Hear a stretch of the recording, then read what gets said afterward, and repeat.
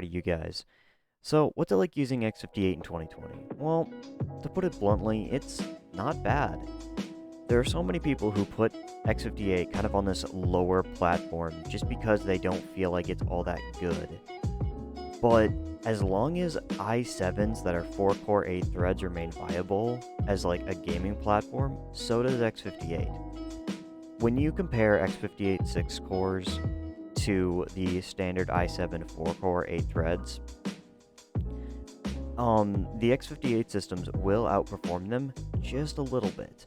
Not by much, but just a little bit. Which really leads me to the question of why do people think the i7 7700K is still acceptable, but x58 is not, when they are both within spitting distance of each other in multiple benchmarks, with multiple synthetic benchmarks, gaming and or otherwise, if you know what I mean. And then you have something like the first generation Ryzen 5, which this thing will handily outperform or trade blows with it in other synthetic benchmarks that use more modern instruction sets. That is one thing that this system does not have great, which is instruction sets, but as long as you're just gaming, you probably wouldn't ever notice. And how is the gaming performance? Well, let's pull up some benchmarks here so I can actually talk about that. Now, first benchmark that I did was Dota 2. So I'm just going to be reading off from my paper here. I'm going to have some stuff on the screen. My first benchmark that I ran was Dota 2. I did Leshrac mid for about 10 minutes with bots. I had an average frame rate of 104, maximum of 119, a minimum of 90. That was a smooth gaming experience that never dropped under 90 FPS. I genuinely feel like x58, for that reason, makes a viable competitive Dota machine, which is what I mainly use the system for, besides video creation, Destiny 2, and some RimWorld. Which, that's my use case, that is what I've done for a very long time now, and that's why I continue to come back to this platform, because of what it can do. So the next benchmark I did was Grim Dawn. I have an average FPS of 157 and a minimum FPS of 54. So, I mean, I never dropped under 54 FPS, and it felt a lot closer to 100 than 60 most of the time. And playing on a 75Hz monitor, it was a very comfortable gaming experience like it always is. Next game, RimWorld. 175 average, 61 minimum, maximum of 339. Speaks for itself, but granted that game is rather easy to play. Next one we tried out is a game that I genuinely think that most people who have this kind of a system would be looking at playing, which would be Warframe. Warframe, I just ran through one of the opening levels, I think it was like the 3rd or 4th level in, had an average FPS of 277, minimum of 13, and a maximum of 437. My minimum FPS actually happened when I was loading out of the map. I hit a stutter that lasted about 2 seconds. I don't know what happened. Or I guess I shouldn't say about 2 seconds. It was about a second and a half. I don't know what happened, why it started like that. That might just be bad game optimization, or it may have just been my system had a hiccup. But it was much closer to the average than the minimum. Next one we've got is a very interesting little benchmark. This just goes to show how optimized games can be. Rainbow Six Siege. Now this was a playthrough of the first opening tutorial level where you have to go into the building and shoot the guys, which I'm sure that's most of the tutorial levels, but whatever. We had an average FPS of 163, a minimum of 143, and a maximum of 197. That is a very well optimized game, and it was very, very smooth. I know that online gameplay might be a little bit slower, but at the end of the day, it's still a very good gaming experience. And if you're interested in Rainbow Six Siege, it makes sense. I mean, there's nothing wrong with this platform for that particular use case. Next one we're looking at, Path of Exiles. This one, I don't know if it was just that my GPU didn't like it, or if I had the settings up a little bit too high, or what it was. We had an average FPS of 74, a maximum of 75, and a minimum of 40. So, I'm not quite sure on that one. It very well may have been VSync to 75 FPS and I just didn't realize it. Actually, now looking at the numbers, being that the average was only 1 FPS slower than the minimum, or than the maximum, it was probably VSynced. I just realized that one. Alright, that one's on me. Oh, that's my bad. But then the last game that I tested, and I tested 2 different game modes. Counter-Strike Global Offensive. Another FPS monster house game that is a very competitive shooter. CSGO in a deathmatch lobby full of people and bots. We had a average FPS of 192, minimum of 124, and a maximum of 384. That is a good enough experience, in my opinion, or that's a good enough frame rate, in my opinion, to play Counter-Strike competitively, especially if you're playing it on something like a 75Hz or a 60Hz monitor.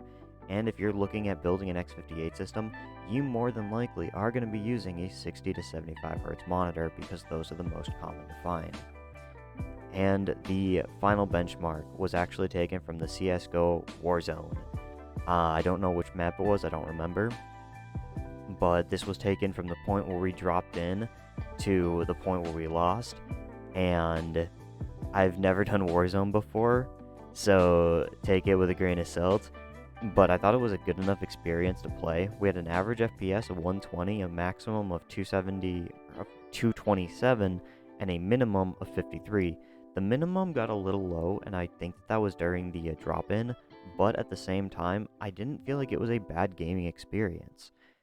Now, I can throw benchmarks at you all day. Like, I can pull up my Cinebench here. For Cinebench, we're sitting at around 1018 to 1013. As an average Cinebench score, when I was just kind of shooting a whole bunch of tests at it, when I started cranking up the CPU core multiplier and the front bus speed, we are currently sitting at 4.4 gigahertz.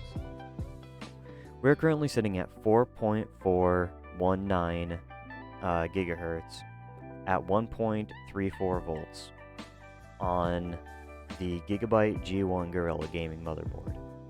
This system runs very, very well. Not to mention the memory speed. Memory speed is one thing that I really need to get out there. Memory speed in games, when you're more CPU dependent than GPU dependent, or more or having a slower CPU than GPU, memory speed is key. Now, my CPU-Z says that I'm running at a Northbridge frequency of 3399 megahertz with CL9 timings, which means that my timings are rather good with my speed being incredibly good. Triple channel memory is really, really good. It's really, really fast compared to using something like dual channel on a i7 2600K overclocked to the same gigahertz, which that thing would still underperform what this system does. This is what I'm going to keep saying or keep going back to. Every single time that someone looks at an x58 system and says it's just not fast, you've got to think, as long as those 4-core 8-threaded i7s are considered to be viable gaming CPUs, x58 will remain stable. It will remain viable. Now, whether or not you choose to go down the route of x58 and actually build a full-fledged system like what I have, the being my Prism Alpha, that one's up to you. I will strongly recommend that anybody who's going to be building on x58 buys an actual board, especially something like the Gigabyte UD3R, which is a SATA 3 USB 3 most full-featured motherboard that comes with support for the 6 cores right out of the box. That is a wonderful, wonderful motherboard to be building with. Yes, it is kind of ugly, I fully understand that, but the capabilities of that board even exceed my own.